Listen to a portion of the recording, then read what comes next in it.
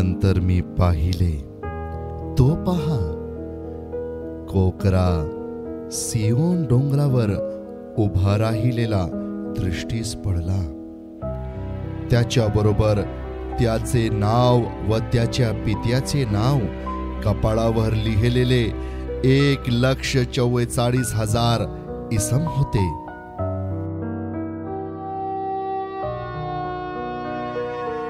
आणि अनेक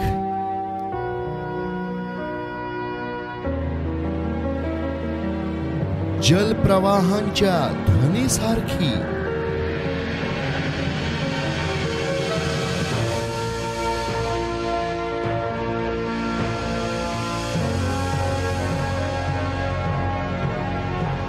व प्रचंड मेघगर्जनेच्या ध्वनीसारखी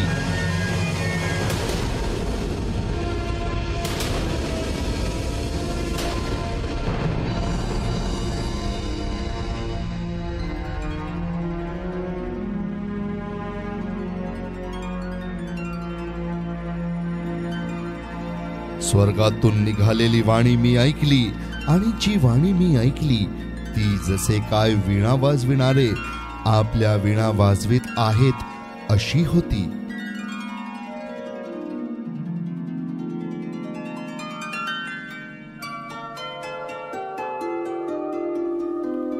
ते राजसनासमोर आणि 4 प्राणी व वडील यांच्या समोर जसे काय एक नवे गीत गात होते.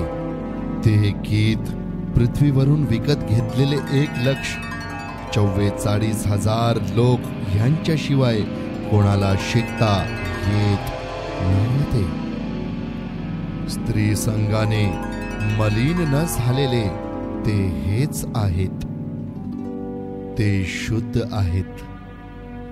जेथे कोठे कोकरा जातो तेथे त्याच्या मागे जाणारे ते हे आहेत.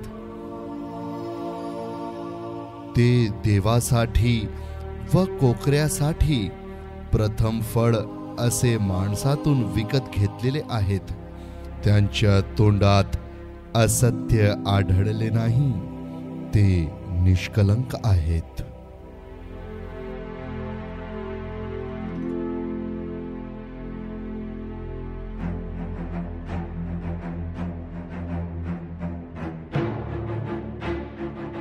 नंतर मी दुसरा एक देवदूत अंतराळाच्या मध्यभागी उडताना पाहिला. त्याच्याजवळ पृथ्वीवर राहणाऱ्यास म्हणजे प्रत्येक राष्ट्र, वंश, निरनिराळ्या भाषा बोलणारे आणि लोक ह्याच सांगवाया सार्वकालिक सुवार्ता होती. तो मोठ्याने म्हणाला, देवाची भीती बाळगा व त्याचे गौरव करा, कारण न्याय निवाडा करवायची त्याची घटिका आली आहे. ज्याने आकाश, पृथ्वी, समुद्र व पाण्याचे झरे निर्माण केले त्याला नमन करा. त्या देवदूतामागून दुसरा देवदूत येऊन म्हणाला, पळली, मोठी बाबेल पळली. तिने आपल्या जार कर्माबद्दलचा क्रोधरूपी द्राक्षरस सर्व राष्ट्रांना पाजला आहे.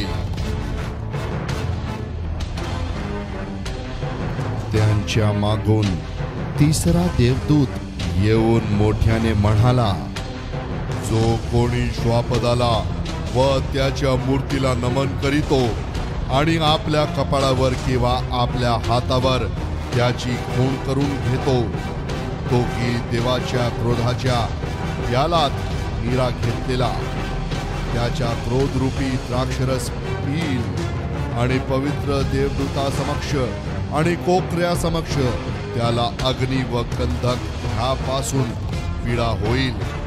त्यांच्या पीडेचा धूर युगानुयुग वर येतो. आणि जे श्वापदाला व त्याच्या मूर्तीला नमन करीतात त्यास आणि जो कोणी त्यांच्या नावाची खूण धारण करून घेतो त्यास रात्र दिवस विश्रांती मिळत नाही.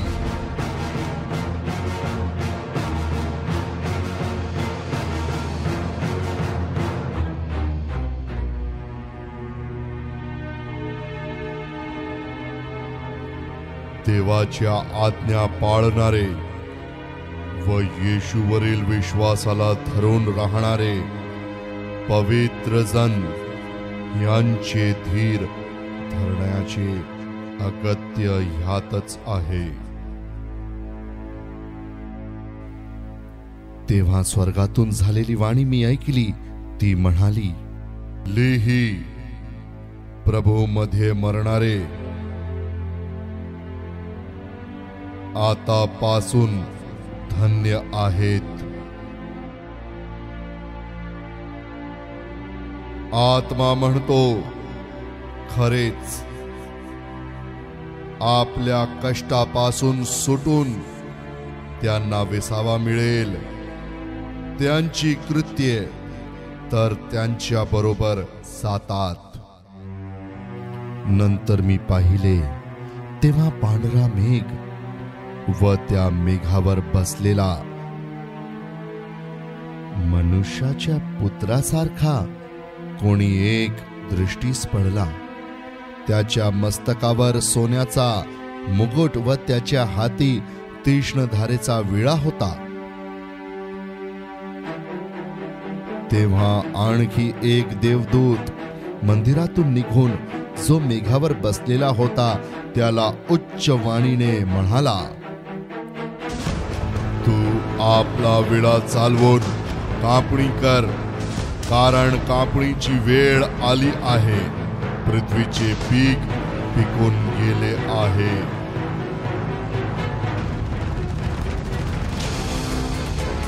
तेव्हा मेघावर बसलेल्या पुरुषाने आपला विळा पृथ्वीवर चालविला आणि पृथ्वीची कापणी झाली.